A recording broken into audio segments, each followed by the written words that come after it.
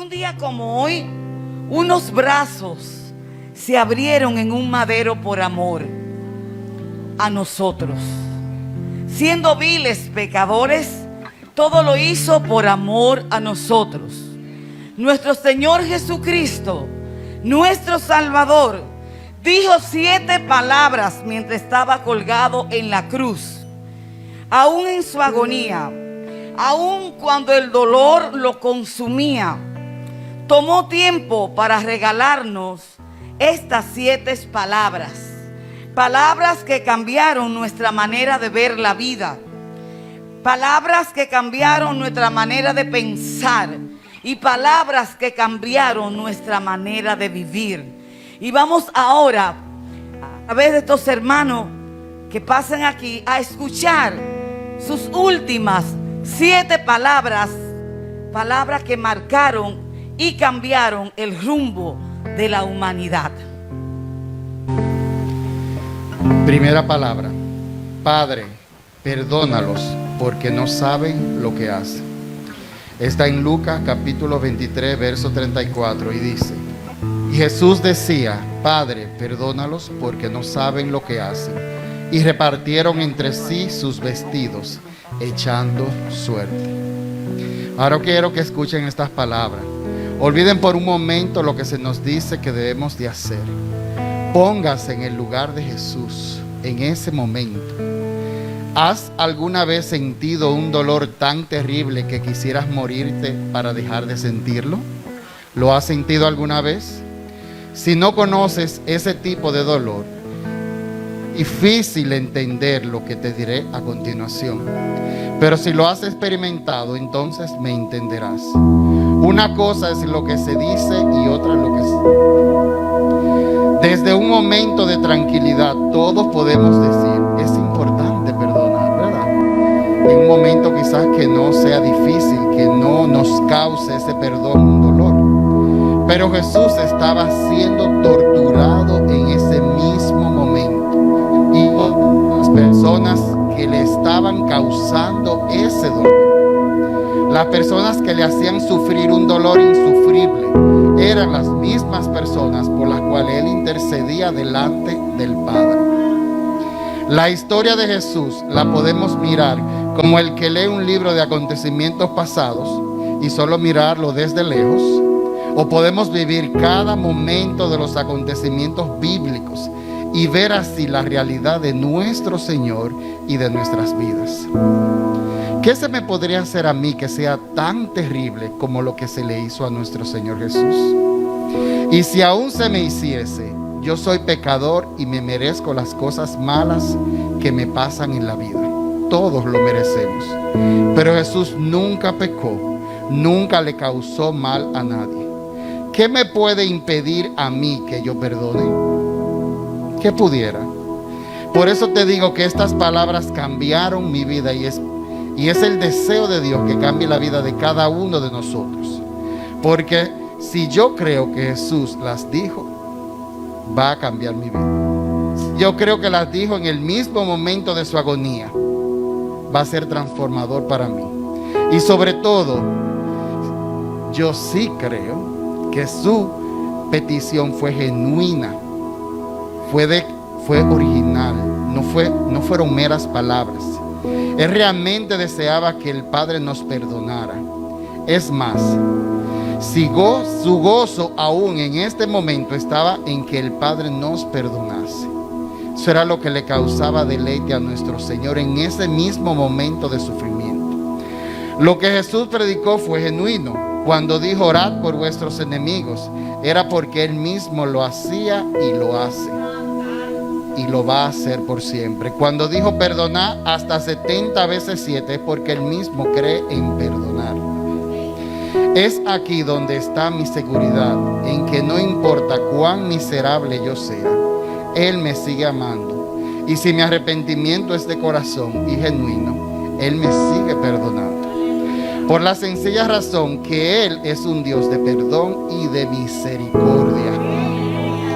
Hoy tengo paz porque Él me ha perdonado. Al decir estas palabras, yo creo que Jesús de verdad vive en cada palabra que predica, que dice su palabra, todo lo que Él dijo en cada momento. Mi seguridad en Él no depende de la palabra mía, sino depende de su palabra santa. Yo les digo. Segunda palabra. De cierto te digo que hoy estarás conmigo en el paraíso. Lucas 23:43. Siempre se nos habla del ladrón bueno y del ladrón malo que fueron crucificados con Jesús. Pero hay más de esta historia. Cuando los dos ladrones fueron crucificados con Jesús, uno a la derecha y el otro a la izquierda, los dos injuriaban al Señor. Los dos se burlaban de Él. Mateo 27:38 dice: entonces crucificaron con Él a dos ladrones, uno a la derecha y otro a la izquierda. Y el verso 44 dice: lo mismo le injuriaban, o sea que eran los dos, también los ladrones que estaban crucificados con Él. Pero algo sucedió en el transcurso de esas amargas horas. Algo le dijo a uno de esos ladrones que Jesús no era un hombre cualquiera. Algo le dijo a uno de los ladrones que este hombre era rey. Quizás pudo haber sido el letrero que pusieron sobre su cabeza. Lucas 23:38 dice: había también sobre él un título escrito con letras griegas y latinas y hebreas: este es el rey de los judíos. O quizás fue algo más específico. Quizás fue algo en el mismo Jesús. Quizás fue el momento cuando oró por sus transgresores. O quizás fue una mirada de amor. ¿Recuerdas cuando Jesús te llamó? Cuando yo por primera vez estuve cerca de Él. Cuando por primera vez dejó de ser religión, dejó de ser tradición y se convirtió en mi Salvador personal. Hubo algo que sentí que es difícil de describir. Fue como cuando los discípulos lo volvieron a tener cerca. Sabían que era Él, pues sus corazones ardían. Lucas 24:31 al 32. Entonces les fueron abiertos los ojos y les reconocieron, mas Él se desapareció de su vista. Y se decían el uno al otro: ¿no ardía nuestro corazón en nosotros mientras nos hablaba en el camino y cuando nos abría las escrituras? Hay algo en Jesús que ningún otro hombre tiene. Hay un profundo amor que continuamente está emanando. ¿Cómo hay personas que se pueden resistir? ¿Cómo se pudo resistir uno de los ladrones mientras el otro le reconocía como rey? Acuérdate de mí cuando vengas en tu reino. Con estas palabras se atrevió aquel hombre a hacer una oración. Con estas palabras le reconoció como rey, aun cuando su rostro estaba desfigurado y su corona era de espinas. Oh, qué momento tan grande. Nosotros que necesitamos milagros para creer. Nosotros que cuando solo una cosa nos va mal nos alejamos de la iglesia enseguida. Por tan poco se desvanece nuestra fe. Pero este ladrón le creyó sin pruebas. Le creyó con tan solo mirarlo. Todos podemos comenzar con un corazón duro. Este ladrón lo hizo así. Pero tiene que haber algo en nosotros que se derrita a la presencia de Dios. Y fíjate cuán grande fue su recompensa. Por cuanto le creyó a Jesús en la cruz y no en los milagros, este ladrón, este insignificante hombre para la sociedad, fue el primero en entrar con Jesús en el paraíso. Vivo mi vida esperando ese día, cuando mi Jesús me lleve a mi nueva morada. No vivo con temor del mañana, pues ya mi Jesús ha preparado morada para mí. Ahora vivo tomando en cuenta cada minuto de mi presente, pues es un regalo maravilloso de parte de Dios. De mi futuro, Cristo se ocupará. Nada me tengo que preocupar.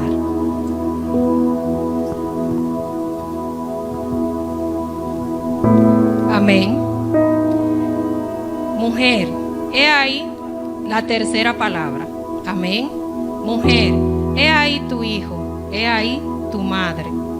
Juan 19, versículo 26-27 dice: cuando vio Jesús a su madre y al discípulo a quien él amaba, que estaba presente, dijo a su madre: Mujer, he ahí tu hijo. Después dijo al discípulo: He ahí tu madre. Y desde aquella hora el discípulo la recibió en su casa. La humanidad de Jesús queda marcada con esta palabra en una forma viva. Cuánto amaba Jesús a su madre, que aún en la hora de su muerte y su agonía todavía se ocupa de ella, todavía la sigue protegiendo. En la cruz, Cristo cumplió con todos sus deberes. Como nuestro Salvador, pagó el precio de nuestros castigos por nuestros pecados. Como sacerdote, intercedió aún por los que lo estaban matando. Y como hijo se ocupó de su madre hasta el último momento. Pero en ningún lugar de la Biblia dice que María es madre de todos los hombres. Se ocupó de ella en la cruz por su terrible dolor, y no había ningún otro varón de la familia o discípulo en aquel lugar, solo Juan. Qué momento tan difícil para María ver a su hijo clavado en la cruz. Seguro que su llanto no encontraba consuelo, aun cuando ella había dicho: He aquí la sierva del Señor. Admiro a nuestra hermana María por su entrega a Dios. ¿Cuántos de nosotros no estamos dispuestos a sacrificar ni siquiera una hora de nuestro tiempo por el Señor? Y he aquí nuestra hermana María estuvo dispuesta a soportar aún el dolor de ver a su hijo morir en la cruz, sin haber cometido falta alguna. Jesús sabe lo que es el dolor. Él conoce lo que es el sufrimiento. Cuando tú te le acercas en oración por una madre, por un hijo, por un ser amado, Él sabe por lo que estás pasando. Él no te abandona ni te ignora. Justificado hubiera sido para Jesús concentrarse solo en su dolor, pero no lo hizo así, sino que sacó tiempo para ocuparse de su madre y de Juan. A Juan, el más joven de sus discípulos, tampoco lo quería dejar solo. Yo sé que Jesús oye mis oraciones, yo sé que Jesús entiende mi dolor, y estoy segura de que se ocupa de mí y no me deja solo ni sola. Esta palabra me confirma que mis oraciones no se pierden en el aire. Esta palabra me anima a pasar tiempo con mi Salvador y me deja ver que el orar es una delicia, es un milagro extraordinario del cual Dios me hace partícipe. Amén. Cuarta palabra. Elí, Elí, lama sabachthani. Mateo 27:46 nos dice: cerca de la hora novena, Jesús clamó a gran voz diciendo: Elí, Elí, lama sabachthani. Esto es: Dios mío, ¿por qué me has desamparado? Muchas veces me pregunté: ¿por qué Dios abandonó a su hijo? Cuando la gente oyó a Jesús decir estas palabras, pensarían que estaba pidiéndole ayuda a Jehová. O tal vez los eruditos, los estudiantes de las Sagradas Escrituras, pensarían que estaba recitando el Salmo 22. Así también puede ser que muchos hoy en día, al leer estas palabras, solo lo tomen como una señal de dolor que Cristo pasó. Pero es mucho más que una simple señal de su dolor. La Biblia nos dice en Mateo 27:45: y desde la hora sexta hubo tinieblas sobre toda la tierra hasta la hora novena. La hora sexta es el mediodía para nosotros y la hora novena son las 3 de la tarde. Este es el tiempo cuando más fuerte brilla el sol. Pero aquel viernes fue diferente. Todas las tinieblas del infierno se levantaron contra Jesús. Todo el pecado del mundo fue puesto sobre él. El que nunca había conocido pecado se hizo pecado por nuestra culpa. Segunda de Corintios 5:21 nos dice: al que no conoció pecado, por nosotros hizo pecado, para que fuésemos hechos justicia de Dios en él. Tu pecado y el mío fueron sobre él. Tú y yo debimos haber muerto en aquella cruz, no Jesús, pero Él tomó nuestro lugar. El Espíritu de Dios se detuvo para separar de Cristo, para que el pecado se pudiera venir sobre Él. Y así quiso el Señor que quedase constancia de tan grande sacrificio y de tan grande momento cuando Él toma nuestro lugar. Dios mío, ¿por qué me has desamparado? Aquí no queda duda. El mismo Espíritu Santo se había separado de Él. Jesús, hombre, vencía el pecado. No solo sufrió nuestro Salvador la agonía física, también tuvo que sufrir la agonía espiritual. Quinta palabra. Tengo sed. Juan 19:28. Después de esto, sabiendo Jesús que ya todo estaba consumado, dijo, para que las escrituras se cumplieran: tengo sed. Aún hasta el día de hoy hay poder en la sangre que Cristo derramó. La palabra tengo sed refleja que ya casi no quedaba líquido en su cuerpo. Daba hasta la última gota de su sangre por nosotros.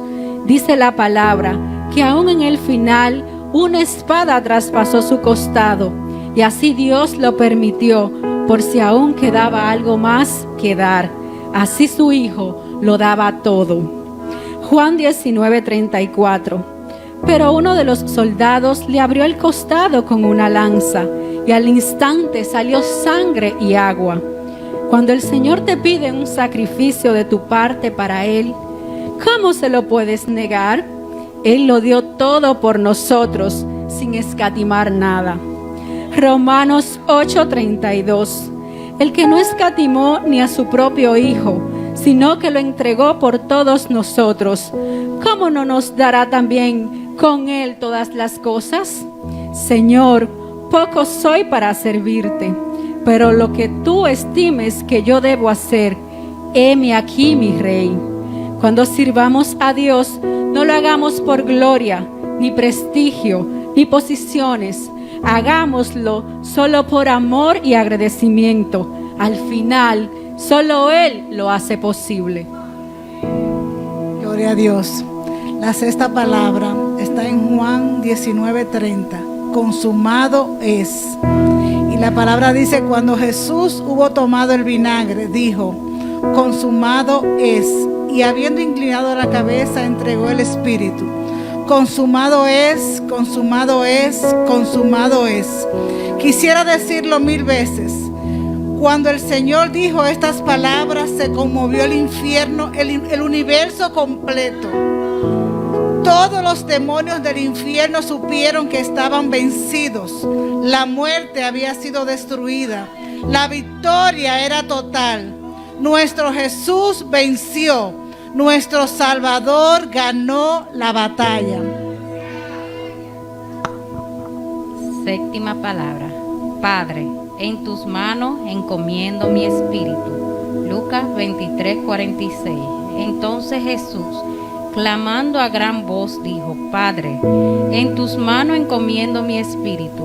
Y habiendo dicho esto, expiró. La tierra se estremeció, ni siquiera pudo contener sus muertos.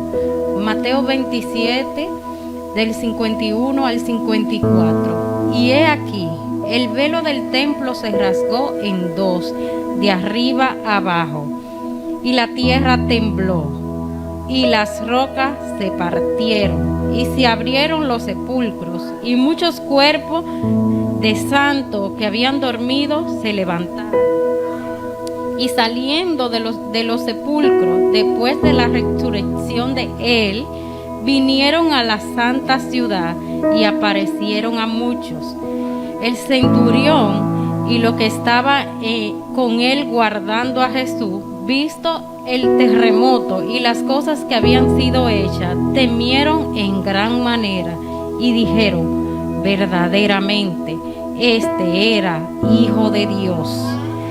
El velo se rasgó porque ya se había acabado la separación entre el hombre y Dios, Ahora ya no necesito que un sumo sacerdote interceda por mí, interceda por ti.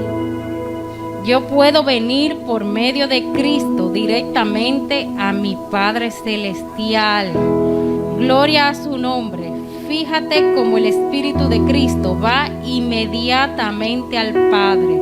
Por eso le dijo al ladrón arrepentido: hoy estará conmigo en el paraíso. Lo que muere es el cuerpo, no el espíritu. Ahora sé que cuando muera no estaré en una tumba fría, porque inmediatamente mi espíritu irá al Padre. Gracias, Padre, por estas hermosas 7 palabras.